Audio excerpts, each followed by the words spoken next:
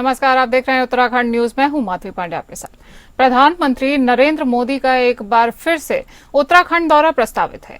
वहीं पर 27 फरवरी को प्रधानमंत्री नरेंद्र मोदी का मुखवा में प्रस्तावित दौरा है, जिसको लेकर तैयारियां भी चल रही हैं। वहीं मुख्यमंत्री पुष्कर सिंह धामी का कहना है कि उत्तराखंड में शीतकालीन चारधाम यात्रा का जिक्र जब उन्होंने प्रधानमंत्री नरेंद्र मोदी से किया तो प्रधानमंत्री नरेंद्र मोदी के द्वारा शीतकालीन यात्रा में आने की बात कही गई थी, जिसको लेकर प्रधानमंत्री नरेंद्र मोदी का प्रस्तावित दौरा है। और प्रधानमंत्री नरेंद्र मोदी के दौरे से उत्तराखंड को हर बार कुछ न कुछ खास मिलता है। और अगर इस बार प्रधानमंत्री नरेंद्र मोदी शीतकालीन प्रवास के तहत मुखवा पहुंचते हैं तो उत्तराखंड की शीतकालीन यात्रा को और बढ़ावा मिलने वाला है। देखिए, प्रधानमंत्री जी का हमारे राज्य से बहुत जुड़ाव है, बहुत लगाव है। उनके हृदय में उत्तराखंड बसता है। शीतकालीन यात्रा जो हमने इस वर्ष प्रारंभ की है, पिछले वर्ष से दिसंबर माह से, हमने 8 दिसंबर 2024 को ऊखीमठ के ओंकारेश्वर मंदिर से इस यात्रा का शुभारंभ हुआ है। तो इस यात्रा के अच्छे परिणाम आए हैं। आदरणीय प्रधानमंत्री जी ने भी उस यात्रा को प्रोत्साहित करने के लिए देश दुनिया का ध्यान हमारे राज्य की ओर आए, हमारी शीतकालीन यात्रा में आए और पूरे साल भर लोग आए, यात्रा आए। हमने उनको यात्रा के बारे में जैसे ही उनको बताया तो उन्होंने कहा कि मैं भी इस यात्रा में शामिल होना चाहूंगा। और वो मुखवा आ रहे हैं, उसकी तैयारियां चल रही है। और वो जब भी आते हैं, चाहे वो भारत के पहले गांव माणा गांव में आना हो, उनका इन्वेस्टर समिट में आना हो, या आदि कैलाश की यात्रा हो, हर यात्रा हमारे लिए बहुत सुखद होती है। और पूरा उत्तराखंड हमारा दुनिया के नक्शे में आता है, देश के नक्शे में आता है। तो हम सब लोग और हरसिल के लोग, मुखवा के लोग, उत्तरकाशी के लोग, सीमांत क्षेत्र के हमारे तीर्थ पुरोहित, हमारे धार्मिक संगठनों के लोग, सभी लोग उनका स्वागत करने के लिए तैयार हैं। हमारे संवाददाता सतीश कोठारी जुड़ गए हैं ज्यादा जानकारी के साथ। सतीश, प्रधानमंत्री के प्रस्तावित दौरे को लेकर आखिर क्या खास तैयारियां हैं? मैं बात करूं प्रधानमंत्री दौरे की, तो शीतकालीन यात्रा को लेकर जिस तरीके से उत्तराखंड में लगातार चर्चाएं थी और लगातार ये है कि उत्तराखंड में जो यात्री आते हैं वो ये सिर्फ ये न हो कि चार धाम यात्रा में सिर्फ उस टाइम आए जब कपाट खुले, बल्कि उस टाइम भी आए जब जो है शीतकालीन यात्रा चल रही हो, जब अपने गद्य स्थलों पे सभी, चाहे गंगोत्री, यमुनोत्री, केदारनाथ, बद्रीनाथ, चारों धाम जो है अपनी गद्य स्थल पर आई और वहां पे भी लोग दर्शन करें। और जो सबसे बड़ी बात यह है, उससे पर्यटक भी बढ़ेगा और जो है उत्तराखंड की आमदनी है, जो वहाँ के छोटे छोटे कारोबारी हैं, उनकी आमदनी बढ़ेगी। एक मतलब उत्तराखंड के लिए जो है ये बहुत बड़ी बात हो जाएगी अगर इस तरीके से लगातार यात्री आते हैं। और जिस तरीके से ऊखीमठ में उत्तराखंड के मुख्यमंत्री पुष्कर सिंह धामी ने जिस तरीके से दर्शन करे और वहां पे उद्घाटन किया, उसको लेकर लगातार ये था कि आएंगे लोग और दर्शन करेंगे और जो है काफी हद तक यात्रा बढ़ेगी। उसको देखते हुए जो है धामी जी ने प्रधानमंत्री मोदी को निमंत्रण दिया और उनको कहा कि आप जो है शीतकालीन यात्रा में आए और लोगों को संदेश दें कि जिस तरीके से आपने केदारनाथ में संदेश दिया था यात्रा पे आने के लिए, उस तरीके से मुखवा में दें और गंगोत्री यमुनोत्री के जो है गद्य स्थल जो है वहां पे भी आए और आप जो है वहां का जो है प्रचार प्रसार होगा और लोग यात्रा में आएंगे। तो उसको लेकर बढ़ चढ़ के लोग हिस्सा लेंगे, तो उसको लेकर लगातार प्रयास लगाए जा रहे हैं। और अब फिक्स हो गया कि 27 तारीख को उत्तराखंड को प्रधानमंत्री आएंगे और मुखवा में जो है स्टे करेंगे। जी सतीश, बने रहिए हमारे साथ, हम आगे आपसे और भी अपडेट लेते रहेंगे।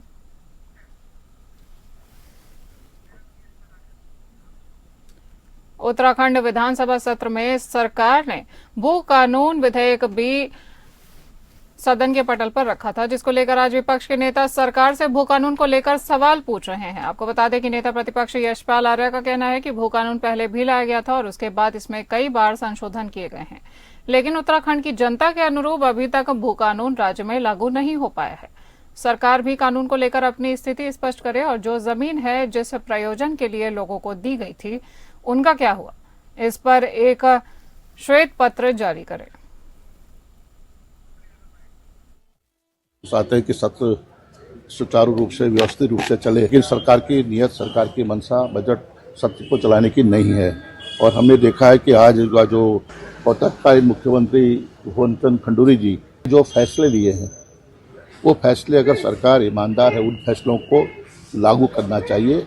और जो लगातार संशोधन हुए, उन संशोधनों को वापस करें और एक श्वेत पत्र जारी करे राज्य सरकार कि हम पूछना चाहते हैं कि क्या कितनी जमीनें किनको दी गई, कितनी जमीनें खुर्द-बुर्द की गई, कितनी जमीनें व्यवसायिक घरानों को दी गई, नियमों को ताक पर रखकर उसकी सूचीबद्ध करके जनता के सामने पेश करें और कितनी जमीनों पर जिस मकसद के लिए जिस उद्देश्य से भूमि दी गई, क्या उसमें वह उद्देश्य राज्य सरकार पूरा करे, वो वहाँ के व्यवसायी, यहाँ के इन भूमियों पर व्यवसायिक घराने या जिनको जमीन दी गई, क्या वो जमीन पर धरातल पर दिखाई दे रहे हैं? ये सवाल हम पूछेंगे आज सरकार। हमारे संवाददाता सतीश कोठारी लगातार हमारे साथ बने हुए हैं। सतीश, भू कानून को लेकर विपक्ष सवाल उठा रहा है, तो क्या सरकार की तरफ से कोई स्पष्टीकरण आ रहा है विपक्ष के सवालों पर? देखिए, मैं बात करूं भू कानून की। भू कानून का जिक्र होता है रणदीप तिवारी जो मुख्यमंत्री रहे हैं उत्तराखंड में, और वो भाजपा के मुख्यमंत्री थे, ये भी नहीं कि कांग्रेस के रहे थे, और उनकी चर्चा जो है विपक्ष भी करता है और विपक्ष भी लगातार भू कानून की तारीफ करता है। जब रणदीप तिवारी मुख्यमंत्री थे, उन्होंने जो सशक्त भू कानून लाए थे और जिस तरीके से भू कानून आया था उस समय, और साथ में नरेंद्र तिवारी ये जो मुख्यमंत्री थे और इन्होंने जो भू कानून पे काम किया था, और जो रणदीप तिवारी ने जो भू कानून के मसौदा तैयार करवाया था, उस पे जो जितने मुख्यमंत्री आए उन्होंने संशोधन किया, और संशोधन करते करते उत्तराखंड की जमीन को खत्म करा। तो आज विपक्ष सवाल पूछ रहा है कि वो क्या स्थिति है, और उस जमीन जो आज तक दी गई है उनमें क्या बना, और किस किस को दी गई है, किस पे रिसोर्ट बना, किस पे प्राइवेट प्रॉपर्टी हुई, या किसने फैक्ट्री लगाई, किसने कोई उद्योग खोला, या उत्तराखंड के लोगों को रोजगार मिला कि नहीं मिला, और किस किस के पास वो जमीन है, पहले इस पर स्पष्टीकरण दे, फिर भू कानून की बात करे। लेकिन आज भी सरकार उस पर ढुलमुल अपना रही है, और अभी तक कोई स्पष्ट नहीं जवाब नहीं दे पा रही कि उस जमीनों का क्या हुआ, कौन सी जमीन किसके पास गई, कहाँ गई, और क्यों इतने संशोधन करने पड़े। और आज भी जब वो कानून आया वो 11 जिलों में है, ना कि 13 जिलों में। अब देखना ही होगा 11 जिलों में भी है तो कितना सशक्त होता है, और क्या इस पे इम्प्रूव होता है, और क्यों संशोधन करने की जरूरत पड़ी है। जी सतीश, बने रहिए हमारे साथ, आगे और भी जानकारी आप साझा करेंगे। बजट को लेकर नेता प्रतिपक्ष यशपाल आर्य ने कहा है कि बजट झूठ का पुलिंदा है। बजट ऐसा है कि पुरानी बोतल में नया शरबत। आपको बता दें कि यशपाल आर्य ने कहा है कि यह आंकड़ों की बाजीगरी से भरपूर बजट है। जो आधारभूत मूलभूत जरूरत है उनका ख्याल नहीं रखा गया है। हवाई योजनाओं को बजट में दर्शाया गया है।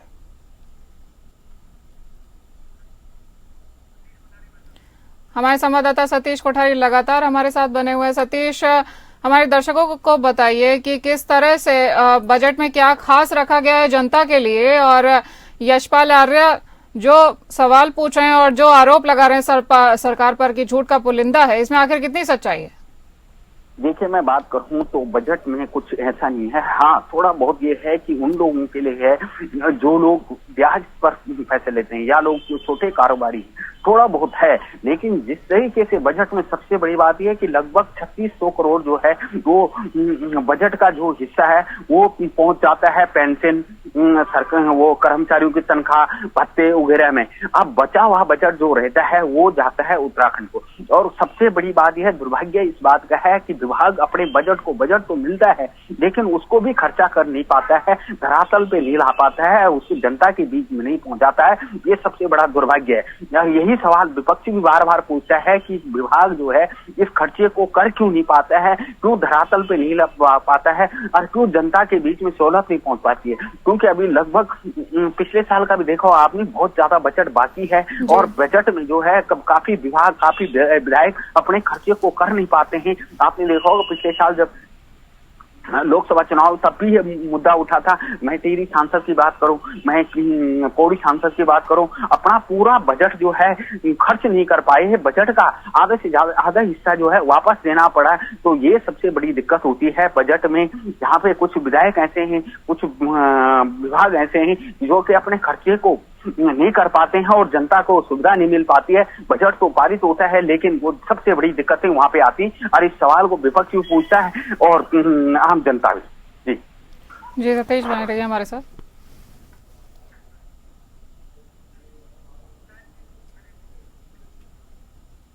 बसपा के विधायक शाहजाद अपने आप को जनता का हितैषी बताते हैं। आपको बता दें कि इस विधायक को देखिए कि जब इनसे पत्रकारों ने पेंशन वृद्धि को लेकर सवाल किया तो इनका कहना है कि विधायकों को कफन समृद्धि सही बात है। अपने कथन पर जोर देते हुए इन्होंने कहा कि एक बार जो विधायक बन गया वो कोई काम नहीं करेगा, केवल आराम करेगा। वहीं नेता प्रतिपक्ष यशपाल आर्य ने कहा कि कांग्रेस कर्मचारियों का वेतन भत्ते की बात सदन में वो उठाएंगे। वहीं भाजपा विधायक खजान दास ने कहा कि चाहिए कि वो कर्मचारी हो या पूर्व विधायक, समस्या सबकी है और सरकार सबकी परेशानियों को समझती है।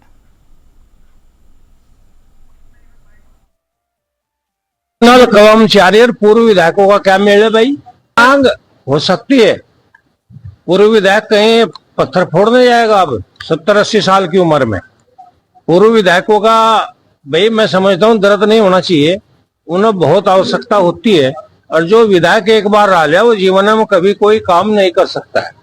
इसका जीवन यापन, उसके खर्चे, लोगों का चाय पानी सब इसी से चलता है। मैं समझता हूँ ये विषय यही समझ लो। आप जो समझ सकते हो वो समझ लो। पूर्व विधायकों का जो बढ़ा है वो सही हुआ है, हो जाना पहले, बहुत पहले हो जाना चाहिए। हमारे संवाददाता सतीश कोठारी लगातार हमारे साथ बने हुए हैं, आपसे महत्वपूर्ण जानकारियां साझा कर रहे हैं। सतीश, क्या है पूरा मामला? देखिए, विधायकों के पेंशन की बढ़ की बात आई है और आज पटल पे वो पारित हो चुका है कि जो पूर्व विधायक हैं उनका जो है वेतन भत्ता जो है बढ़ा दिया गया है, 50% बढ़ाया गया है। जबकि प्रदेश में ऐसी स्थिति हो रखी है कि 10-10 हजार, 8-8 हजार में कर्मचारी काम करते हैं और 8-10 हजार में क्या कर पाएंगे वो और क्या अपने घर चलेंगे उनके, चाहे कोई भी हो, चाहे उपनल का हो, पीआरडी का हो। लोग लगातार धरना प्रदर्शन करते हैं और अपनी मांगों को पूरा करने के लिए, तब फिर भी उनकी मांगे पूरी नहीं हो पाती। जब वो डंडे खाते हैं, धक्के खाते हैं, 60 साल तक नौकरी करते हैं। लेकिन आप देखिए पूरे प्रदेश में कितने कर्मचारी होंगे जिनकी कोई पेंशन नहीं है, जो कोई भत्ता नहीं है, कुछ नहीं है। 8, 10, 15, 20 हजार रुपए तनख्वाह है और इस तरीके की स्थिति है प्रदेश में। वहीं विधायकों की बात करें तो विधायकों को तुरंत करके 50% वेतन भत्ता सब बढ़ा है। लेकिन उसी पे जब पूछा जाता है तो पूछने पे ये जवाब आता है कि क्या पूर्व विधायक जो है उसके वो अपने खर्चे कहां से पूरे करेगा, उसका जो है यही दिनचर्या है। और पूर्व विधायक की पेंशन बढ़नी बहुत है जरूरी है, क्योंकि और कल भी एक बयान जो सामने आया कहता पूर्व विधायकों की स्थिति है जो बीड़ी मांग के पी रहे। लेकिन देखा ये जा रहा है कि पूर्व विधायक वो हैं जिनकी करोड़ों की प्रॉपर्टी जोड़ रखी है, करोड़ों की गाड़ियां हैं, ड्राइवर हैं, बंगले, सब कुछ हैं। लेकिन वही मैं बात करूं कर्मचारी की वो स्थिति है जो 2 वक्त की रोटी खाना भी मुश्किल हो रहा है। तो उस पर विपक्ष ने भी सवाल खड़ा किया और खुद भाजपा के विधायक ने भी ये कहा कि उनका भी बढ़ना चाहिए, बढ़ना भले विधायकों का बढ़ा पूर्व, लेकिन जो कर्मचारी है उनका भी दर्द हम समझते हैं। जी सतीश, तमाम जानकारी जनता के साथ साझा करने के लिए आपका बहुत बहुत धन्यवाद। हरिद्वार जेल में बंद पूर्व विधायक प्रणव सिंह चैंपियन की न्यायिक रिमांड अब 7 दिन और बढ़ा दी गई है, यानी कि चैंपियन को अभी कुछ और दिन जेल में गुजारने होंगे। हालांकि चैंपियन फिलहाल जेल में नहीं है और हरिद्वार जिला अस्पताल में अपना इलाज करा रहे हैं। देर रात लूज मोशन की शिकायत के बाद उन्हें जिला अस्पताल में भर्ती किया गया था। हालांकि 2 दिन बाद चैंपियन की तबीयत में सुधार होने के बाद उन्हें रेफर और डिस्चार्ज कर दिया गया। हालांकि चैंपियन न हायर सेंटर गए और न ही अस्पताल छोड़ा और अभी तक अस्पताल में ही जमे हुए हैं। आपको बता दें कि चैंपियन और उमेश कुमार के विवाद के मामले में सीजेएम कोर्ट में तारीख थी, जिसमें सीजेएम कोर्ट ने चैंपियन को राहत न देते हुए उनकी न्यायिक रिमांड को 7 दिन और बढ़ा दिया है।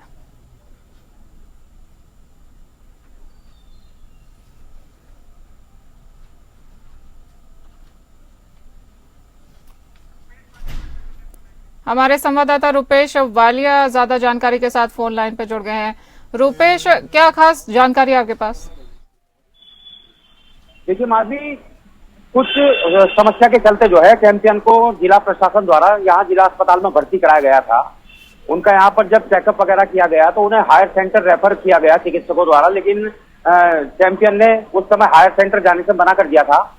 उसके बावजूद भी चैंपियन को जो चिकित्सा स्वास्थ्य विभाग है, स्वास्थ्य विभाग के जो चिकित्सक हैं वो लगातार हायर सेंटर रेफर करने की बात करते रहे हैं। लेकिन उसके बाद उन्होंने जब उसके दोबारा टेस्ट किए कुंवर प्रणव सिंह चैंपियन के, तो चैंपियन को उन्होंने कहा कि अब आप बिल्कुल ठीक हैं और आपको वापस जेल चले जाना चाहिए। लेकिन चैंपियन ने उसके बाद नया बहाना बनाते हुए ये कह दिया था कि उनके पेशाब में जलन है और कुछ और समस्या है उन्हें, जिसके भी टेस्ट किए गए उसके बाद वो जो टेस्ट थे वो बिल्कुल सामान्य निकले हैं।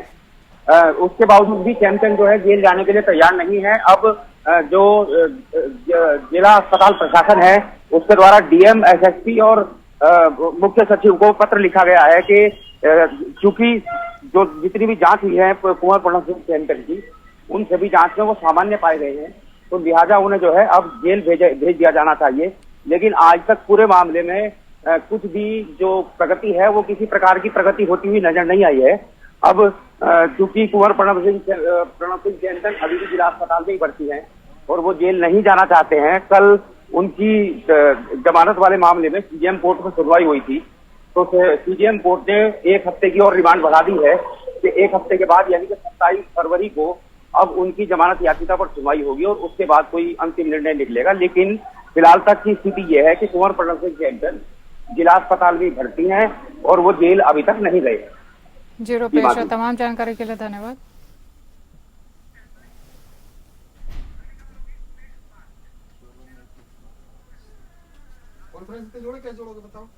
उपनल कर्मियों की नियमितीकरण की मांग जो कि लंबे समय से चल रही थी, अब सदन में भी उठने लगी है।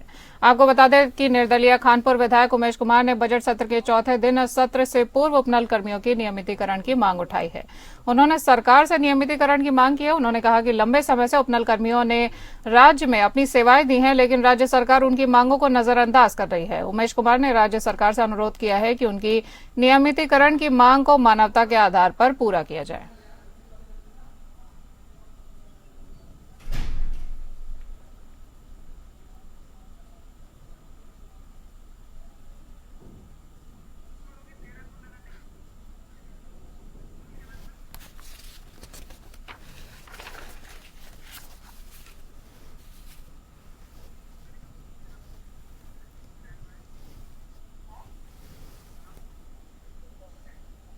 बात करेंगे देहरादून की, जहां पर अब स्वच्छ दून और सुंदर दून की परिकल्पना और पर्यावरण संरक्षण को गति प्रदान करने के लिए देहरादून के नगर निगम परिसर में ग्रीन स्पेस अभियान की शुरुआत की गई है, जिसके साथ अब शहर भर में इस अभियान को चलाया जाएगा। इस बात पर देहरादून की नगर आयुक्त नमामि बंसल ने कहा कि एयर क्वालिटी को ध्यान में रखते हुए शहर भर में ग्रीन स्पेस की संख्या बढ़ाने का काम किया जाएगा।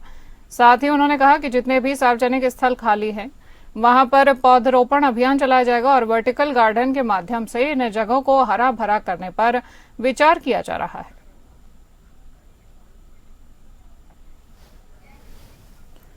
जैसा कि पूरा अभी मतलब एयर क्वालिटी पर काफी फोकस है, उसी को ध्यान में रखते हुए ग्रीन स्पेसेस को बढ़ाया जाना है। जितने भी हमारे पब्लिक एरियाज में पॉकेट्स हैं जहां पर कि हम प्लांटेशन ड्राइव्स चला सकते हैं और डिजाइन में भी ग्रीनिंग के एलिमेंट को लाते हुए वर्टिकल गार्डन्स इत्यादि के माध्यम से जो हमारे पब्लिक स्पेसेस हैं उनके लैंडस्केप को और ग्रीनर हम बना सकें, इसी का प्रयास किया जा रहा है। इसके लिए योजनाएं भी बनानी शुरू कर दी गई हैं और साथ ही एनकैप के माध्यम से जो फंड आ रहा है उसकी यूटिलाइजेशन के लिए भी व्यवस्थित योजना बनाई जा रही है। शीतकालीन पर्यटन नगरी औली में जहां एक तरफ दर्शक स्कीइंग का लुत्फ उठाते हुए नजर आए, वहीं पर पर्यावरण संरक्षण और संवर्धन के लिए समर्पित स्थानीय जागरूक युवाओं की eco friendly green trail team द्वारा इस बर्फबारी में भी औली को international Nanda Devi skiing slope और उसके आसपास बने व्यू पॉइंट ग्लास हाउस में पसरे प्लास्टिक कूड़ा गार्बेज को एकत्र कर उसका निस्तारण करते हुए औली पहुंचे। पर्यटकों को यहां की प्राकृतिक सुंदरता और जैव विविधता को बनाए रखने के लिए no plastic, save Auli, green Auli, clean Auli का संदेश दिया जा रहा है।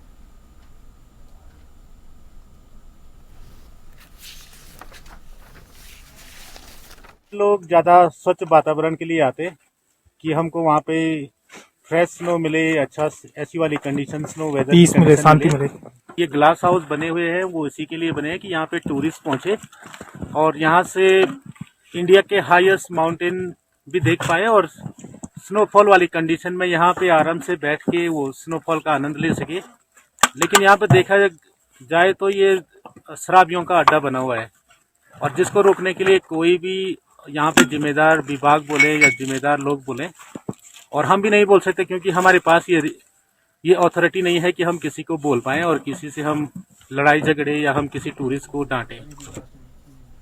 आपको बता दें कि दिनेशपुर में बिजली चोरी के कई मामले सामने आए, वहीं पर अब लोगों के ऊपर इस पर एक्शन भी होने लगा है। विद्युत विभाग गदरपुर के एसडीओ संजय कुमार के नेतृत्व में जेई अफसान सैफी व जेई अरुण कुमार की टीम के द्वारा बिजली की चोरी करने वाले पर अभियान चलाया गया। इस अभियान के तहत कस्बा काली नगर क्षेत्र में ताबड़तोड़ छापेमारी की गई। विद्युत विभाग के द्वारा 8 लोगों को बिजली चोरी करते हुए पकड़ा गया है। विद्युत विभाग ने इन 8 लोगों के खिलाफ थाने में तेजी देकर मुकदमा दर्ज कराया है। इस दौरान विद्युत बकाया बिल जमा न करने वाले 44 लोगों के कनेक्शन काट रहा है। बकाया धनराशि 8,70,000 रुपए में से 5,20,000 रुपए बकाया उपभोक्ताओं से जमा कराए गए हैं। इस दौरान विद्युत विभाग गदरपुर के एसडीओ संजय कुमार ने कहा कि विद्युत चोरी रोकने के लिए एक अभियान चलाया गया, जिसमें 8 लोगों को विद्युत चोरी करते हुए पकड़ लिया गया। लोगों के खिलाफ मुकदमा दर्ज कर दिया गया है। क्षेत्र में विद्युत चोरी किसी भी सूरत में बर्दाश्त नहीं की जाएगी। विद्युत चोरी करने वाले लोगों पर सख्त से सख्त कार्यवाही की जाएगी। ये बकाया पे विद्युत संयोजन काटने गए थे। लगभग हमने 44 कनेक्शन काटे, 8 लाख रुपए बकाए के। तो हमने देखा कुछ काली नगर में बिजली चोरी से चल रही है। तो हमने जो है फिर उनकी जो है अपनी जो है विद्युत अधिनियम 135 के अंतर्गत, धारा 135 के अंतर्गत उन पर कार्रवाई की गई और उन पर अब जो है मुकदमा 8 लोगों के खिलाफ और उन पर जो है थाना दिनेशपुर में जो है भी मुकदमा दर्ज कराने की तैयारी की जा रही है। जुर्माना जो है इनका कल हमारे जो खंड कार्यालय में जो है इनका बनेगा। जुर्माना वसूली के बाद ही जो है इनके जो है मीटर लगाए जाएंगे। इस बुलेटिन में इतना ही। नमस्कार।